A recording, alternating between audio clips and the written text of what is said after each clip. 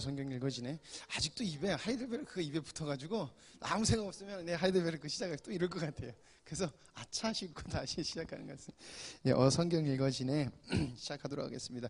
이번 주에 가장 중요한 내용은 성막입니다. 하나님께서 드디어 이스라엘 백성들을 부르시고 출애굽시키신 다음에 하나님의 법을 주시고 성막을 주세요. 그래서 성막을 왜 주셨는가? 성막에 그러면 단순히 제사를 하는 곳으로 주셨냐라는 그게 아니라는 것이에요. 제사를 통해서 하나님과의 만남과 나중에는 예수 그리스도를 통한 구원의 사역, 하나님의 그 경륜이 그 안에 다 들어가 있다는 거예요. 그 모든 재료 속 하나하나. 그래서 다 다루지는 못해요. 저거를 제가 간추려서 지금 오늘 페이지가 20페이지인데 하시다가 목사님 다음 주에 해야 될 것 같아요. 그러면 그냥 손을 드세요. 저 대학 강의 들을 때 진짜 강의하는 사람은 시간 모르고 계속 가거든요. 그러면요 뒤에서 손을 들어요. 교수님 우리 다음 시간에 하면 안 될까요? 그러면은 교수님 그때서야 시간을 봐요. 그러니까 여러분들 이게 안 되겠다 싶으면은 손을 들어주세요. 그럼 다음 주에 나눠서 또 해도 될 것 같습니다. 어쨌든 이제 들어가도록 하겠습니다. 간단하게 요약을 하면은요, 성막이 등장합니다. 출애굽기 32장부터 40장은요, 성막이라는 것이에요. 성막이 맨 나중에 이야기 나오지만 중요한 것은 결국엔 성막으로 가는 이야기가 되고 있고요. 그 중요한 내용을 한 단계를 또 밑으로 보면요, 함께 하시는 하나님이라는 것이 있어요. 성막은 하나님이 함께 하시는 것을 의미하는 것, 그 내용이 그게 있고요. 그리고 백성의 중심이 되는 하나님이라는 내용이 그 안에 들어가 있어요. 출애굽기 32장부터 40장까지. 그리고 그것을 이제 구속사, 그리고 하나님의 경륜으로 봤을 때는 그리스도를 통한 구원, 그리고 그걸 그리스도로 인한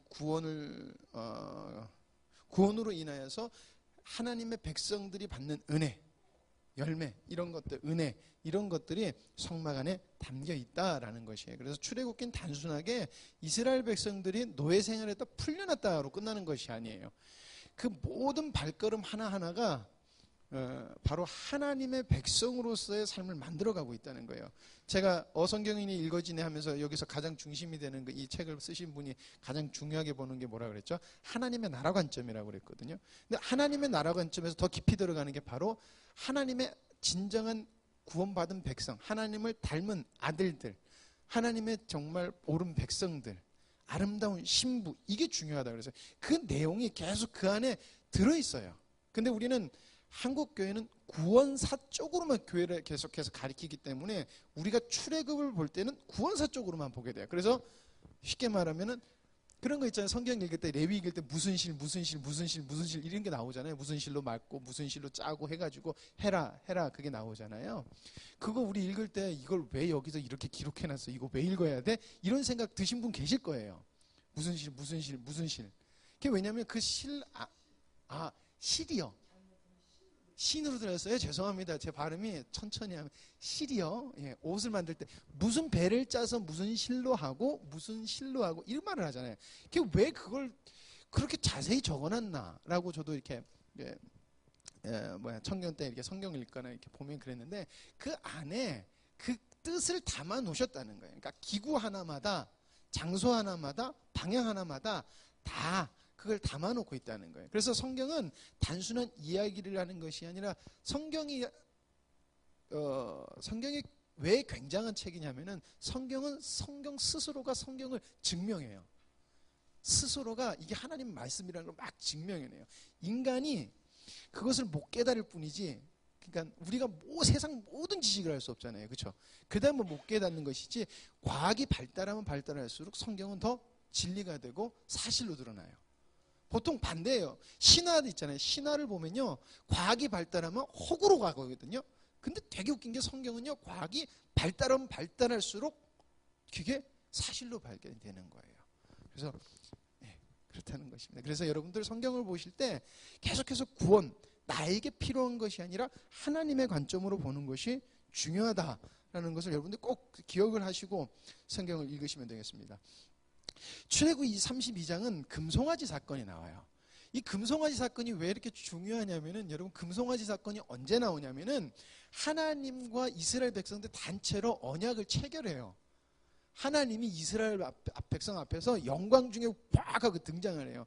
쉽게 말하면요, 여기 뒷산에 봉우리가 2개 있는데 한쪽 봉우리 하나님이 불기둥으로 팍 임했다고 생각을 해보세요. 여러분 어떨 것 같아요? 하나님 절대 배신 안 할 것 같고 하나님 반드시 믿을 것 같죠. 근데 목사님이 올라가셨어요. 40일 됐는데 안 내려오시네. 근데 이스라엘 백성들이 그 하나님을 눈으로 보면서 하나님을 배신한 사건이 바로 금송아지 사건이에요. 이건 뭐냐면 우리가 본다고 믿는 게 아니라는 거예요. 하나님은 믿음을 줘야지 믿는다는 것을 보여주는 사건이라는 거예요. 자, 금송아지 사건을 보면 되게 재미있어요. 얼마나 우리 속에 옛것이 들어있는 것이 악한 것인가, 옛것이라는 걸 얼마나 드러내야 되는 것과 이렇게 우리가 거듭나니까 성화돼야 되는 것이 중요한 거라는 것을 보여주는데요.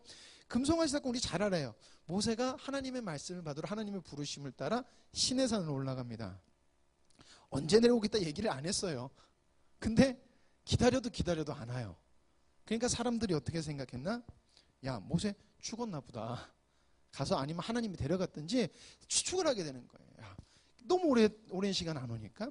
그래서 이 사람들이 생각하는 게 뭐냐면은, 야, 그러면 우리를 구원한 하나님을 대체할, 그러니까 뭔가 따라야 되는데 뭔가 따를 수 있는 것을 대체할 걸 우리 좀 만들자. 그래서 누구한테 갖다 주냐? 바로 아론한테 갖다 주잖아요. 그렇죠? 근데 성경에서 보면 그냥 아론이 나중에 모세한테 변명하기를, 내가 그 금기골 이런 거 달라 그래서 불에 던졌는데 금송아지가 나왔어. 그거 진짜 말도 안 되는 얘기예요. 제가 여러분들 금 줘보세요. 제가 그걸 계속 녹여서 계속 던질 때 금송아지가 나오나 안 나오나? 절대 안 나온다는 거예요. 근데 그것을 어디서 볼 수 있냐면 그들의 이집트의 생활 방식이 그 금송아지 사건에 녹아내려 있다는 것을 보여주는 것이에요. 출애굽 1세대들은 이집트의 생활이 완전히 세상말로 찌들은 사람들이에요. 모든 사고방식이 다 이집트 사고방식이라는 거예요. 여러분, 필리핀에서 선교 생활을, 그러니까 필리핀에서 아주 어렸을 때 갔던 선교사 자녀들은요, 한국 오면 되게 힘들어해요. 필리핀 애들이에요. 완전히 필리핀 애들이고, 미국에서 생활 오래 한 사람은 미국이에요. 그러니까 제가 그랬잖아요. 저기 전도사님하고 같이 미국에서 평생 살았던 전도사님하고 밥을 먹는데 앞에 있는 짜장면 한 젓가락 뺏어 이렇게 먹고 싶다고 아무 말 없이 어떤 전도사님이 그 전도사님 걸 뺏어 먹었어요. 얼굴이 기겁을 하고 다시 그 사람하고 말을 안 하더래요. 자기한테 말을 안 걸더래요. 그래서 왜 그런가 그래갖고 나중에 물어봤대요. 왜 그랬냐 그랬더니 자기 거를 훔쳐 먹었대요. 야, 그거 한 젓가락 먹은 게 왜? 우리 절대 그거 하잖아요. 우리는 먹다가 야, 짬뽕 맛있겠다 그러면 당연히 쑥 가잖아요. 짜장면 맛있겠다. 근데 미국 사람들은 안 그런데. 그래서 그 전도사님, 그게 우리 전도사들끼리 그 전도사님 거 절대 뺏어 먹지 말라고 맨날 놀렸어요. 이게 나중에 그 전도사님도 이게 한국 문화는 안 그렇구나. 그래서 이제 그때부터 나눠주고 그랬거든요. 근데 그렇게 문화라는 게 쉽게 안 바뀐다는 거예요. 왜냐하면 삶에 녹아내려 있기 때문에 그래요. 그런데 이집트에서, 어디까지 간 거야? 이집트에서 저 신 이름을 내가 안 적어왔구나. 어쨌든 이집트에서 송아지 신을 섬겼어요. 송아지 신이 있어요.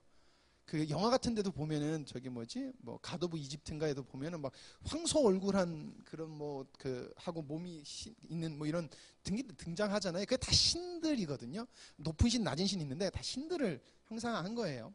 그래서 저 신들을 그들이 섬겼을 거라는 거예요. 풍요를 달라고 섬겼을 거라는 거예요. 그러니까 아론이 그래서 결국 이 그림이 뭐냐면은 시내산 근처, 우리가 그 라오츠산 근처에서 안가카, 그러니까 이스라엘 백성들이 새겼을 거라고 추정되는 그림이거든요. 근데 저게 뭐랑 많이 닮았어요? 얘랑 똑같잖아요, 그렇죠? 예. 디테일만 조금 떨어지면 비슷하다는 거예요. 결국엔 그들에게도 풍요를 주는 건 하나님이고 자기들한테 잘 먹고 잘 살게 해주는 게 누구다?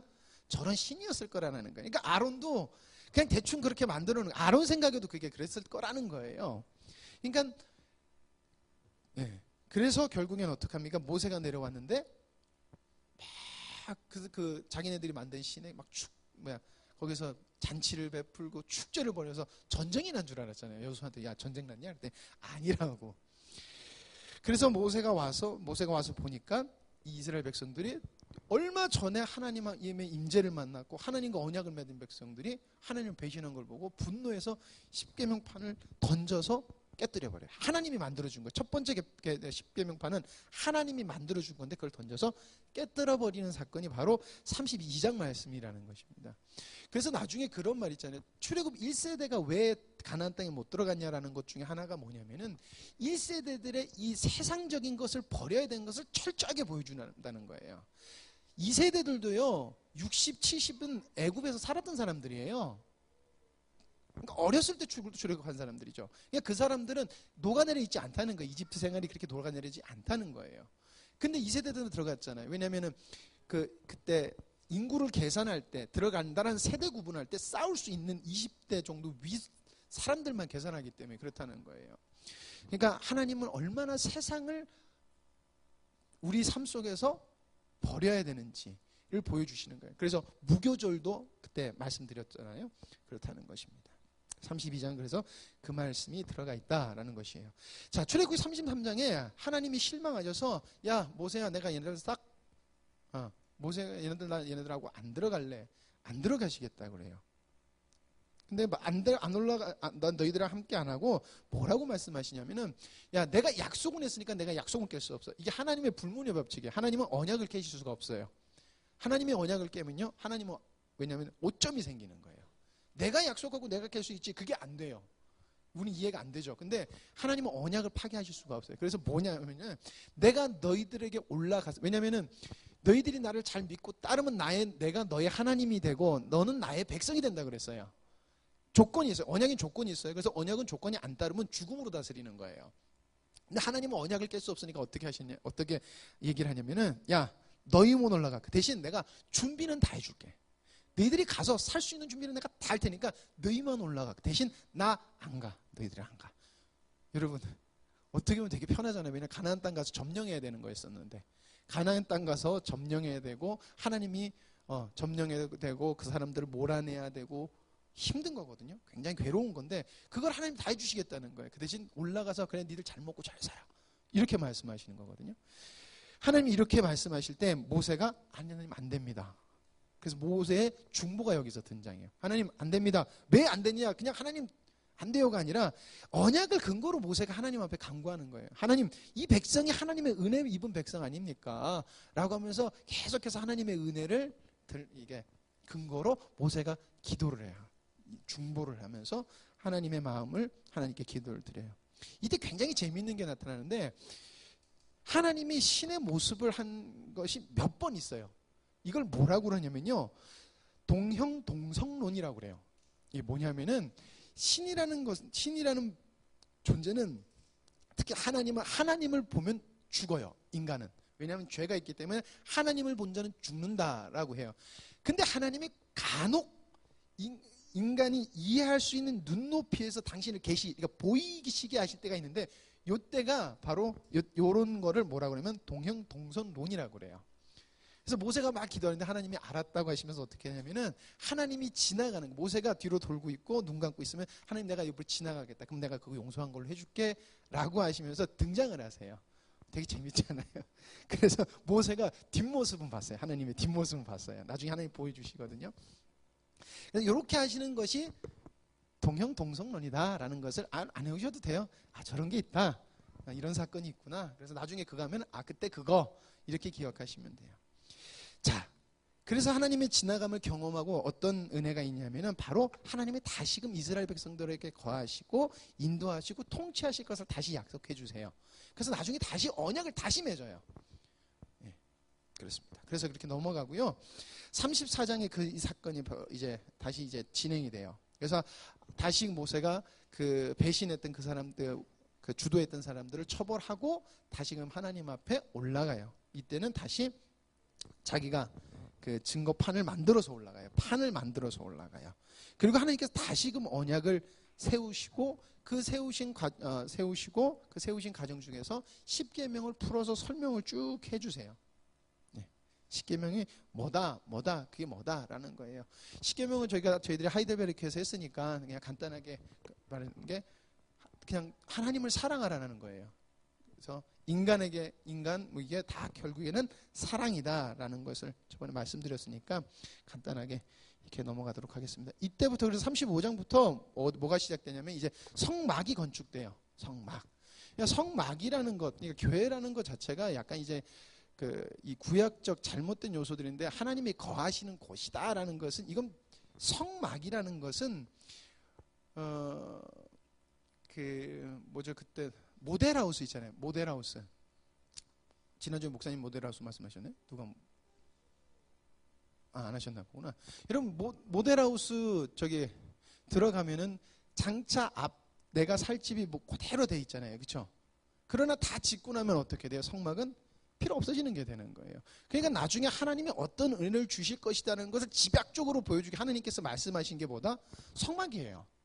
성막은 단순히 제사드리라고 한 것이 아니에요. 제사는 드리는 것은 우리의 속죄 가정에 대해서 계속해서 하나님께서 기억하게 하신 거고, 그리고 하나님께 기도하게 하는 그거였지만은 집약적인 것은 하나님의 은혜와 하나님의 뜻이 거기 담겨 있다는 거예요. 하나님의 겪는 지혜가 거기 담겨 있다는 것입니다. 자, 일단은 성막은 뭐냐면 성막 중심의 생활이에요. 모든 이스라엘 백성들은 성막을 둘러서 생활을 했어요. 동서남북으로 나눠서요. 12지파가 맨 가에 있고요. 레위지파가 가운데 있고요. 그 다음에 성막이 있어요. 그래서 성막 가운데 하나님께서 임하시는 거예요. 그러니까 좌우로 해도 중앙에 하나님께서는 이스라엘 백성 가운데 거하시는 것입니다. 그래서 저번에도 말씀드렸지, 동서남북으로 해서 입구가 동이에요. 입구가 동쪽이고요. 그리고 동쪽에는 유다지파가 이렇게 있습니다. 예, 이렇게 배포가 돼서. 그래서 무라리, 모세, 고핫, 게르손, 이건 뭐냐면은 제사장 레위지파들이 저렇게 진치고 있는 거예요. 나중에 고핫 자손이 반역을 일으키잖아요. 왜 반역을 일으키냐면 자기도 레위 자손이다 이거예요. 근데 모세도 레위 자손이잖아요. 그러니까 너만 지도자 할 수 있냐? 나도 지도자 할 수 있어. 왜? 나도 레위 자손인데 내가 왜 못해? 이러고 반란을 일으킨 거예요. 근거가 그걸로 큰 거예요. 왜냐하면 레위 자손이다 라는 것입니다. 자, 건축입니다. 기간이 얼마 걸렸을까요? 10개월 정도가 걸렸다고 합니다. 자, 건축에 들어간 재료 금 29달란트, 겔자가 빠졌네. 730세겔이라 그래요. 뒤에 금 9달란트 제가 이렇게 저렇게 계산한 것 사람들 거하고 계산해 보니까 지금으로 환산하면요 140억 정도 돼요. 금 140억 원어치가 들어갔어요. 놀라지 마세요. 왜냐면요 여기 있는 금 요거 있잖아요. 요 나무에 금박으로 다 입히려고 해도 어마어마하게 많은 금 들어가거든요. 예, 근데 그걸 나중에 벽면을 다 그걸로 도금을 한 거예요. 그리고 모든 기구를 다 금으로 쓴 거예요. 금으로 쓰는 이유가 있어요. 그것도 설명하려면 긴데 그냥 금은 완전하니까요. 그래서 은 100달란트, 금이 29달란트가 몇 킬로냐면 1달란트가 34킬로예요. 어마어마하게 많은 양이 들어갔다는 거예요. 저도 수학이 딸려서요. 은 100달란트는 그러면 340킬로죠. 자, 그래서 노시 이렇게 들어갔고 금, 은, 노수로 들어갔습니다. 그리고 아까 말했던 실, 청색, 자색, 홍색, 가는대, 실이 들어갔습니다. 그리고 염소털, 양가죽, 해달가죽, 뭐 하마가죽이라고도 이렇게 우리나라 번역 때문에 그런데 하마가죽이라고도 이렇게 하고도 그러더라고요. 그리고 14가지 보석, 조각목 이렇게 들어갔다고 합니다. 이 조각목이라는 것이 그렇게 단단했다고 그래요. 더 들어가면은 말씀드릴 겁니다. 자, 성막은 대충 모양이 이렇게 생겼습니다. 그래서 전 세계적으로 공동으로 이렇게 성막이 이렇게 생겼을 것이다라고 통용을 해요. 그래서 그걸 보면요. 번제단 딱 들어가면은 들어가면 바로 여기가 출입문이고요. 들어가면 바로 번제단이 있습니다. 그리고 그 다음에 물두멍이 있고요. 그리고 성소 안으로 들어가면은 서쪽으로는 저기 진설병이 있고요. 어디야? 북쪽이고 남쪽 이런 북쪽으로는 금등대 이렇게 있고요. 그리고 쭉 더 들어가면은 바로 휘장 앞에 금양단이 있고 그리고 그 지성소 안에 증거궤가 이렇게 위치가 저렇게 들어가 있어요. 자, 길이는 이렇게 됩니다. 입구는 20기로 10m 정도 되고요. 그리고 전체 길이는 50m 정도. 그리고 좌우로는 이렇게 북쪽에서 남쪽으로는 25m 정도. 그렇게 크지는 않았어요. 저렇게 돼 있다. 뭐 이렇게 어려운 건 없으니까 저렇게 생겼다라고 여러분들 알게 되면 되겠습니다. 자, 울타리가 있어요. 울타리. 그러니까 요게 울타리예요. 요게. 자, 울타리는 높이가 2.5m 정도 되고요. 그리고 총 숫자, 박혀있는 숫자는 60개. 자, 울타리 의미가 중요한 거잖아요. 의미가 뭐냐면요. 보호예요. 보호하시는 한 보호. 그리고 안전. 울타리 안에 있는 안전. 그리고 그 안에서 공급하시는. 그러니까 하나님의 임재이기 때문에 그 안에 보호, 안전, 공급, 그리고 구별. 이스라엘 백성들하고 구별돼 있어요. 그래도 구별돼 있었어요. 그러니까 구별, 그리고 소유. 이런 의미가 있다고 그래요. 이게 이걸 더 파고들면 더 이렇게 막혀있다 보니까 이렇게만 알고 계시면 돼요. 자, 그리고 이제 성막으로 이제 들어가기 위해서는 첫 번째 통과해야 되는 게 있는데 바로 성막 큰 문이 있어요. 동을 향하여 뜰 동편에 광도 50규빗이 될지며 라고 이렇게 마상께서 말씀하셨는데 이런 식으로 생겼습니다. 이렇게. 저게 문이에요. 큰 문. 이 문의 특징이 있습니다. 뭐냐면요. 오직 하나예요. 입구가 하나예요. 성막은요. 다른 입구 없고요. 저 입구밖에 없어요. 그리고요. 큰 문이에요. 큰 문. 왜 클까요? 누구든지 오란 얘기예요. 누구든지 오라. 그리고 오직 한 문은요. 오직 한 분이신 하나님이라는 것을 의미하고 있어요. 오직 한 길이라는 거예요. 동쪽 문이라는 거죠. 왜 동쪽일까? 여러분 우리는 어디로 문 내는 거 좋아해요? 남쪽이죠. 이게 바로 그거예요. 한국 사람들은 남쪽에 대한 이미지가 남쪽에 문 내고 남쪽은 따뜻하고 남양은 따뜻하고 이게 있잖아요. 이스라엘 백성들은 어떻게 생각할까요? 동쪽이에요. 동쪽은 여러분들 뭐가 떠오르는 것이죠? 동쪽은요 태양이 떠오르는 것이에요. 그래서 그 사람들한테는요 이스라엘 사람들한테 빛, 생명, 예. 그리고 이건 나중에 예수 그리스도의 생명 대신 예수 그리스도, 빛 대신 예수 그리스도를 의미해요. 그래서 성막의 입구가 동쪽이어야 돼요. 그리고 이스라엘 갔는데 그때 이스라엘 그쪽에서 공부하신 박사님이 저희들 가이드해 주셨는데 그게 이스라엘 사람들의 사상이라는 거예요. 그래서 동쪽에 무조건 출입구를 낸다. 들어오는 문을 동쪽에 낸다는 거예요. 쉽게 말하면 어디다가 문 내면 우리나라 풍수지리하면 어디다 문 내면 복 들어온다 그런 것처럼 이스라엘 사람도 그 문화가 있다는 거예요. 그래서 동쪽이라는 것은 예수 그리스도, 쉽게 말하면 예수 그리스도를 의미한다는 것, 생명을 의미한다는 것 이렇게 아시면 되겠습니다. 그리고 사색문으로 되어 있다라는 것입니다. 나중에 사색문은 청색, 자색, 홍색, 백색 백색 이렇게 돼 있는데 그것도 다 의미가 있어요. 하늘색은 그리스도의 본질과 기원, 예수님의 신성, 완전한 하나님으로서 그리스도를 의미가 있고요. 자색실은 왕권 표시, 왕 대신 그리스도를 의미. 그러니까 아까 그랬잖아요. 그 문이 예수 그리스도를 표현한 거기 때문에 이 모든 색깔은 그리스도를 예표를 하고 있는 거예요. 홍색실은요 바로 피의 색이잖아요. 홍색은 빨간색. 그래서 피의 색 희생을 말함. 그리고 고난당하신 그리스도를, 나중에 고난당하신 그리스도를 이야기하고 있습니다. 예, 가늘게 꼰 배실. 그리스도의 순결함, 성결을 의미, 죄 없고 완전한 인간이신 그리스도. 예, 색깔 일부러 좀 맞췄는데 똑같은 색이 이 프레젠테이션은 안 되더라고요. 그래서 이렇게만 맞춰봤습니다. 이런 디테일까지. 예. 그 다음에 이제 바로 이제 문을 하고 들어가면 만나는 게 번제단이에요. 근데 그게 있어요. 성전으로 들어갈 때 넘어서니까 건너뛰고가 없어요. 문을 통과해야 되고요. 번제단 통과해야 되고 물두멍 통과해야 되고 이게 다 이렇게 통과 이렇게 돼야 돼요. 그래서 번제단은 저렇게 생겼습니다. 어떻게 생겼냐면 저 박스가 중간에가 떠 있어요. 철망처럼 돼 있어서요. 나중에 그걸 재물을 넣고 태우거든요. 그 태우면 그게 다 밑으로 빠져요. 근데 그것도 의미하는 바가 있고요. 저기 보면 이렇게 뿔 있죠. 뿔. 내구탱이에 뿔 있죠. 그 이스라엘 제단에 가면은 제단의 모든 의미가 뿔이에요. 근데 저 뿔이 뭘 의미하냐면요. 나중에도 설명하는데 바로 그게 그 응답이나 이게 능력 이런 거를 상징한다고 그러더라고요. 그래서 어쨌든 이제 들어가면 바로 이제 번제단을 만나요. 들어간 것이 조각목, 놋, 그리고 뿔, 채 이렇게 들어가 있는데 조각목은 그리스도의 인성을 나타낸다고 합니다. 그리고 놋은 그리스도의 고난, 뿔은 그리스도의 능력. 조각목이 조각목은 나무입니다. 이 조각목이라는 것이 여러분들 그때 저랑 그 이스라엘 지도 보셨을 때 보면은 그렇게 크지 않은데 뭐 이렇게 이렇게 나무 같은 거 있었죠? 아니, 아카시아 나무가 아니래요. 이게 우리나라 말로 번역을 잘못해서 아카시아 나무라 그러는데, 왜냐면은 그때 당시에 수입을 해올 수 있었던 게 아니고 그 나무 씨띠나무라고 그러잖아요. 목사님, 씨띠나무를 우리나라로 잘못 번역해서 아카시아 나무라고 그래요. 근데 씨띠나무가 거기서 그 이스라엘 사막에서 자라는 나무인데 굉장히 단단하고, 이 나무는 생명을 뜻한대요. 단단하고 뭐 때문에 그랬던 거든가 읽었는데, 어쨌든 그래서 단단하고 그 특성상 깨지지도 않고 벌어지지도 않고 그런 게 있대요.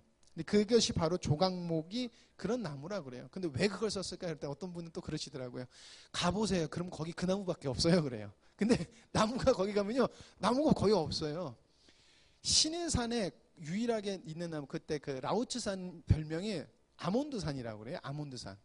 그 사람들은 아몬드산이라고 부르는데 왜 그러냐면 거기서만 아몬드 나무가 자란대요. 그 사우디아라비아에서 거기서만. 근데 아론의 쌍난 지팡이가 우리나라 말로 번역이 잘못됐는데, 그 물건이 우리나라 성경이 번역이 잘못된 단어들이 꽤 많아요. 그 몇 가지가 있어요. 그 중에 하나도 아론의 쌍난 지팡이가 아몬드 나무였다고 그래요.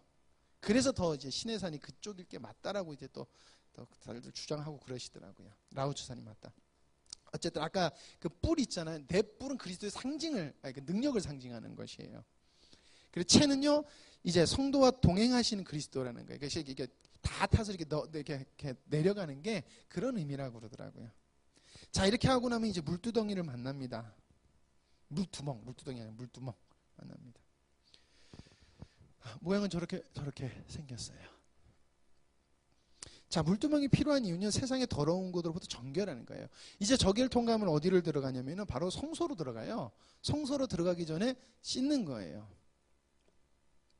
그래서 더러운 것 덜어버리고 하나님 만나러 들어가는 거예요. 깨끗하게 해서 만나러 들어가는 거예요. 그리고 이제 레위 자손이, 저번에도 말씀드렸죠. 레위 자손이 이스라엘 백성들이 한 명당 하나씩 갖다 주는 재물을 계속 잡아 죽였어야 되는 거예요. 우리는 레위 자손들 좋았겠다 그러지만, 여러분들 자손 그때 인구를 200만까지도 보면요, 200만이나 되는 그 사람들의 양을 다 잡아 죽인 거라고 보면 돼요. 그러면 얼마나 많은 양들을 죽였어야 되는 거예요. 그러니까 굉장히 많이 힘들었을 거라는 거예요. 그리고 많이 더러워졌을 거라는 거예요. 그럼 계속 수시로 정결을 닦는 의미를 뒀다고 그래요.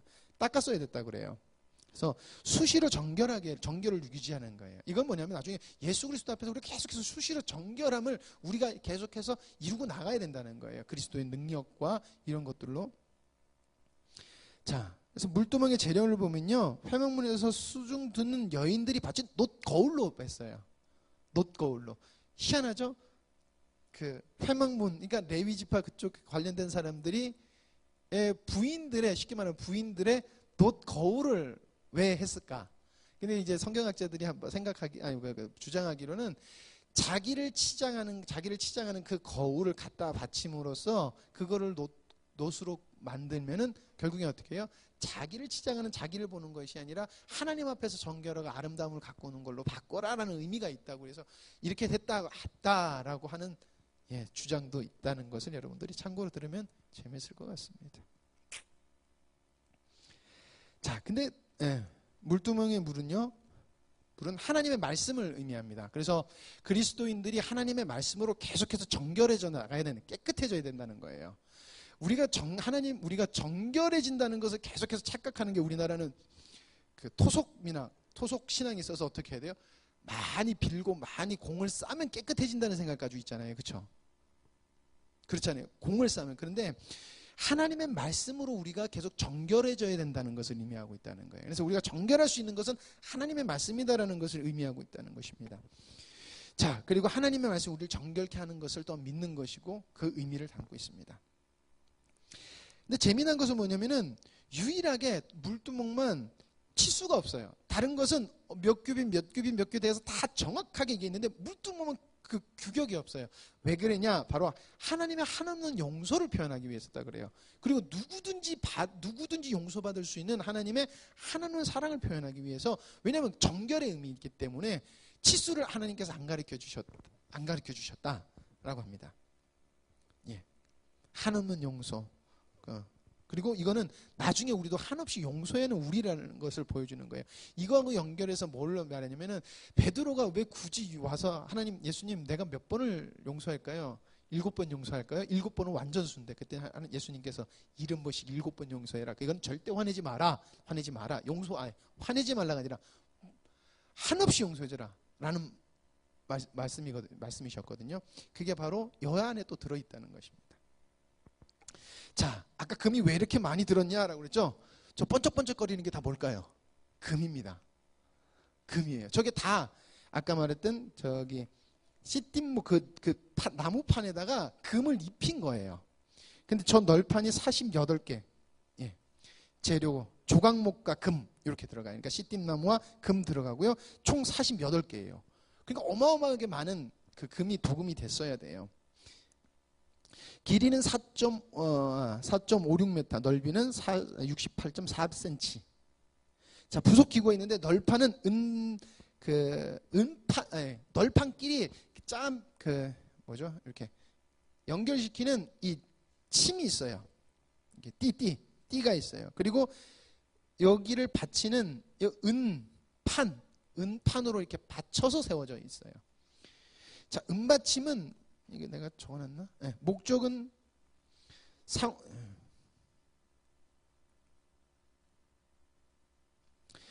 목적은 이건 뭐냐면 상호 연결돼서 하나님의 성막을 구성하는 거예요. 더 이게 깊게 가면 나중에 우리의 연합과 이런 것들이 더 들어가는데 이것도 너무 설명이 길어서 이렇게 어쨌든 하나님 안에서 우리가 연합되고 묶여지는 거에 대해서 이야기를 하는 거고 그 안에 보호라는 것입니다. 자, 의미가 있어요. 금을 상징하는 것은요, 금은요 하나님을 상징해요. 왜냐하면 금은 변치 않는 거기 때문에 금은 하나님을 상징해요. 조각목은 인성을 겸하신 그리스도. 예. 그래서 이게 하나님의 성전이 되는 거예요. 은받침은 생명의 족전 세겔로 하나님의 백성이 하나님의 백성들이 하나님 하나 되어서 굳건히 서 있으라는 거예요. 그래서 아까 봤듯이 띠로 결속해서 은받침을 바치는 거예요. 이게 하나 되어서 하나님 위에 서 있어라라는 것을 이야기하고 있고요. 그리고 띠가 하나가 더 의미가 있는 게 뭐냐면은요, 삼위 하나님의 역사하심을 시사한다고 그래요. 왜냐하면 아까 말했듯이 그리스도의 상징, 그리고 조각목이 그리스도의 상징, 금은 하나님의 상징이고 있는데 이 띠를 매는 것이, 이 띠가 바로 성령님을 상징한다고 그래요. 그래서 삼위일체 사역이 여기 녹아내려 있다라는 것을 이야기하고 있다고 합니다. 자, 덮개입니다. 덮개가 총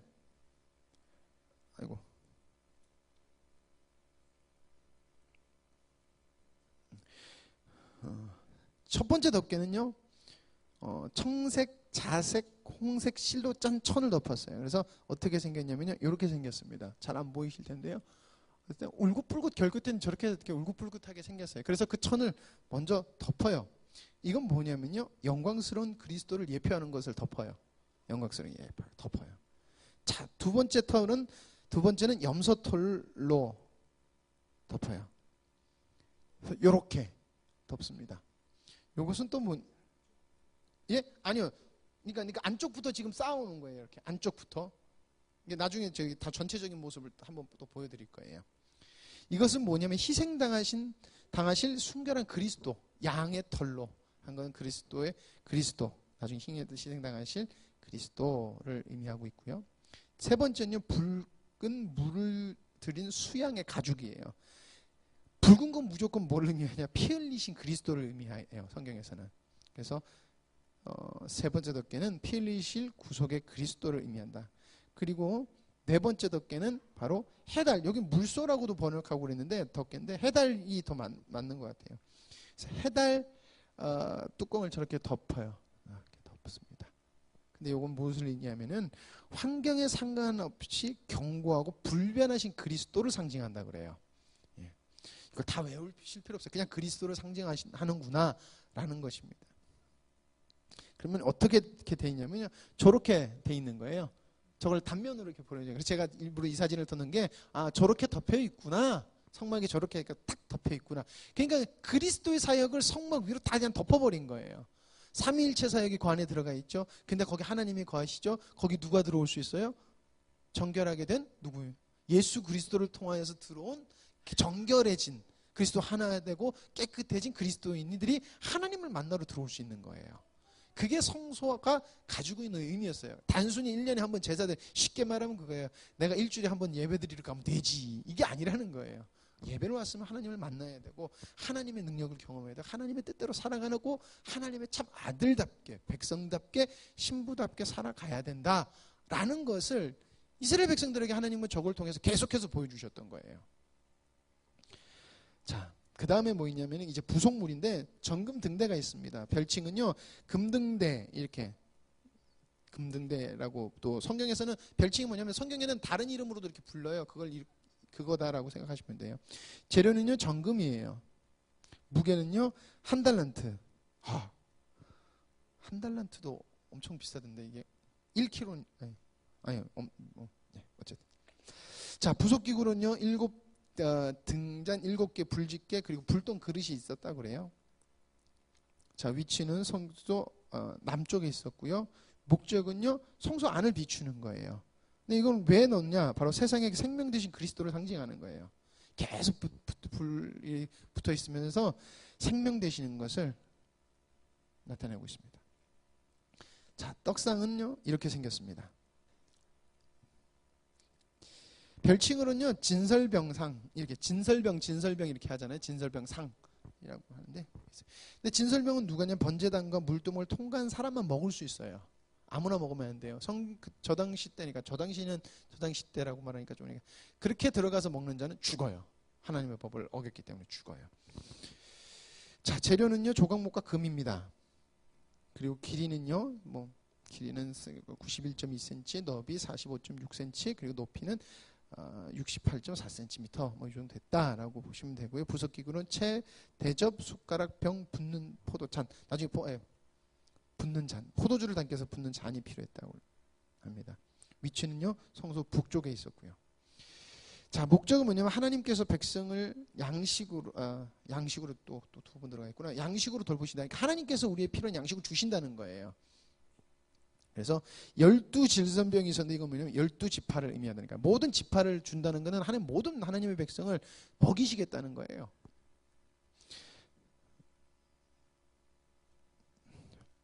그리고 이제 그 앞에 분향단이 있는데, 분향단은 등称금단, 금향단 이렇게 돼 있어요. 금향단이라는 것은 분향단이다라는 것을 여러분들이 아시면 되겠고요. 재료는 똑같이 조각목 금이에요. 크기가 길이 45.6, 그리고 너비 45.6, 그리고 높이 91cm. 그래서 직사각형의 모양으로 해서 긴 것이었고요. 부속기구는 채가 필요했습니다. 위치는 아까 봤듯이 성소 중앙, 지성소 바로 휘장 앞에 있어요.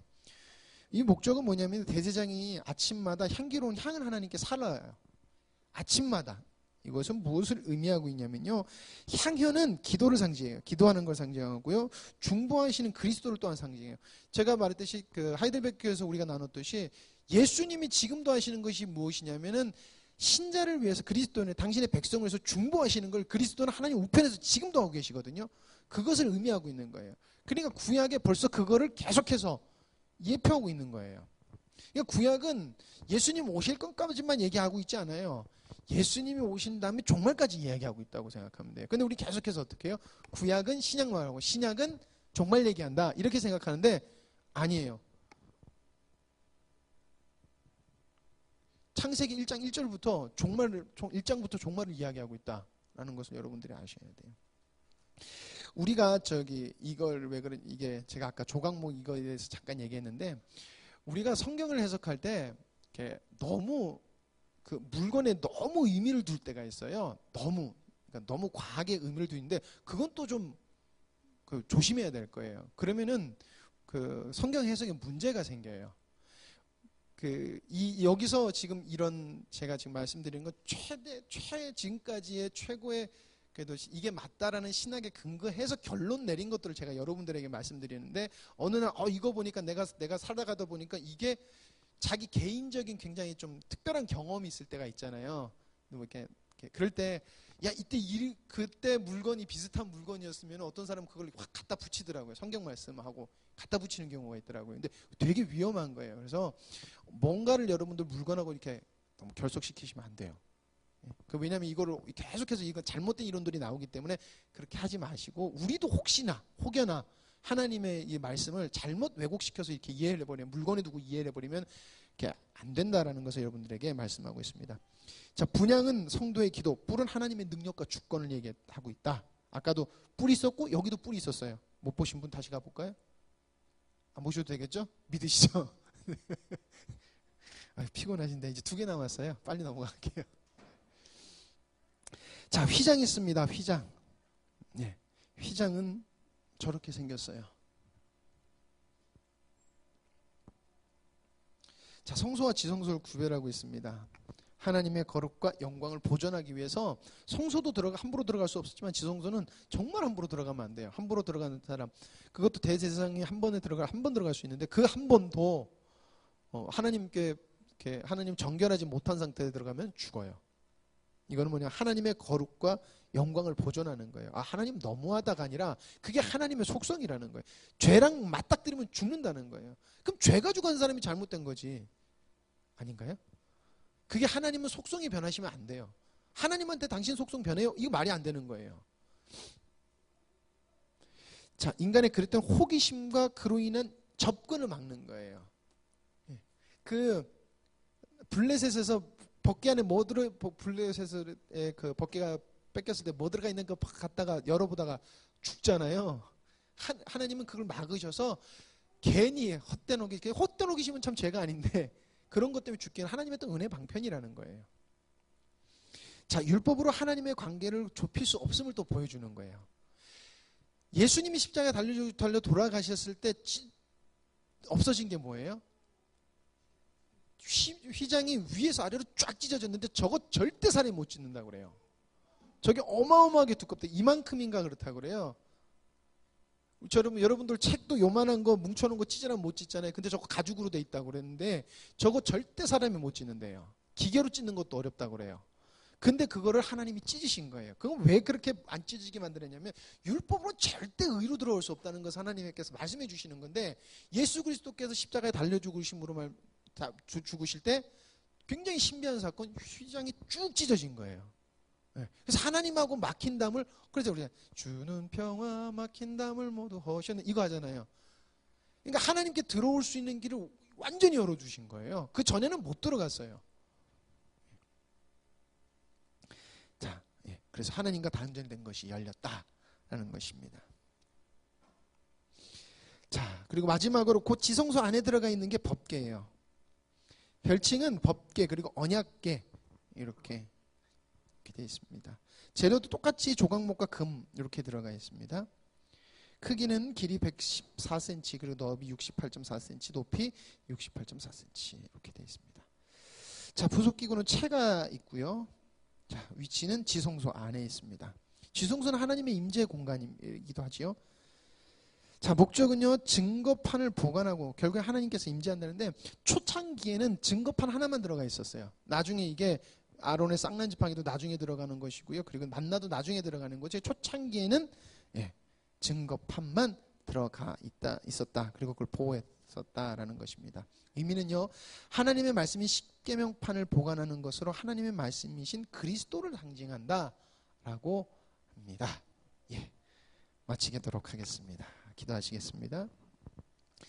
하나님 아버지 감사합니다. 저희들에게 말씀을 주시고 그리고 저희들이 말씀을 나누고 연구할 때마다 참 하나님께서는 신비롭고 놀랍고 완벽하게 모든 것을 이루시고 계획하시고, 하나님 그 지혜가 얼마나 큰지 저희들이 감히 알아갈 수 없다는 것을 계속해서 깨닫게 해주신 주님 감사하고 주님 영광 받아 주시옵소서.